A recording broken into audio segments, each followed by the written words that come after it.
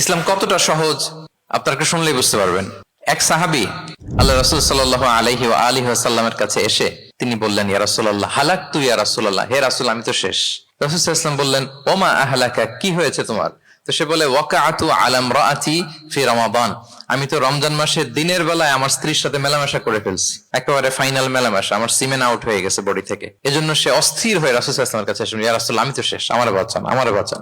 আমি আপনাদেরকে বোঝাচ্ছি হচ্ছে ফ্লেক্সিবিলিটি, ইসলাম যে কতটা ফ্লেক্সিবল এটা আগে মাথায় রাখেন, যে what is the essence of flexibility in ইসলাম।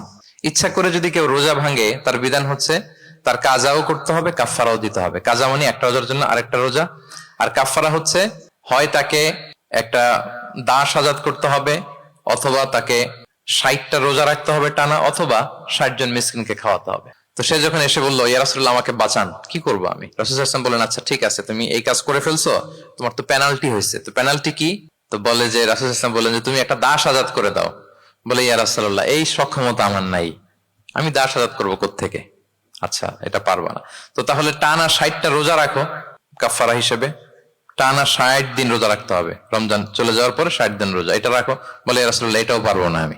আচ্ছা এটাও যদি না পারো, তাহলে তুমি 60 জন মিসকিনকে খাবার খাইয়ে দাও। এবার সে বলে, ইয়া রাসূলুল্লাহ খাবারও খাওয়াতে পারবো না আমি, এই সামর্থ্য নাই। কি বিপদ! দাস আজাদ এটাও পারবা না, টানা 60টা রোজা এটাও পারবা না, 60 জন মিসকিনকে খাবার দিবা তাও পারবা না। তো কি আর করা, বসো, এক পাশে বসো। বসে আছেন, উনি অন্যান্য কাজ সারতেছেন। হঠাৎ এক ঝুড়ি খেজুর রাসূল সাল্লাল্লাহু আলাইহি ওয়াসাল্লামের কাছে আসলো, এক ঝুড়ি সাদাকার খেজুর। আসার পর রাসূল সাল্লাল্লাহু আলাইহি ওয়াসাল্লাম বললেন, ওই লোকটা কই যে এই কাজ করে ফেলছে? তাকে নিয়ে আসা হলো। রাসূল সাল্লাল্লাহু আলাইহি ওয়াসাল্লাম বললেন, যাও, দাসও আজাদ করতে পারবা না, 60টা রোজাও রাখতে পারবা না, 60 জন মিসকিনকে খাবারও দিতে পারবো না, তাহলে এক ঝুড়ি খেজুর আমার দরবারে আসছে, চ্যারিটির সাদাকার খেজুর, যাও এগুলো গরিবদের মাঝে বিতরণ করে দাও, তাসাদ্দাক বিহা ফিল মাদিনা, মদিনায় বিতরণ করে দাও। এবার সে বলে, আলা আফকারা মিন্না ইয়া রাসূলুল্লাহ, ইয়া রাসূলুল্লাহ আমার চেয়ে গরিব কাউকে দিতে হবে? রাসূল সাল্লাল্লাহু আলাইহি ওয়াসাল্লাম বললেন, হ্যাঁ গরিব কাউকে দিবা। বলতেছে, এই পুরো মদিনাতে আমার চেয়ে গরিব আর কেউ নাই। কি বিপদ! তোমার চেয়ে গরিব আর কেউ নাই? বলতেছে, আমি সবচাইতে মদিনায় গরিব। বলতেছে, তাহলে কি আর করবো, নিয়ে যাও বাসায়, তুমি আর তোমার ফ্যামিলির সবাই মিলে এটা খাও। চিন্তা করেন, আসছিল পেনাল্টি দিতে, নিয়ে গেল এক ঝুড়ি, কথা বোঝা নাই, নিয়ে গেল এক ঝুড়ি খেজুর।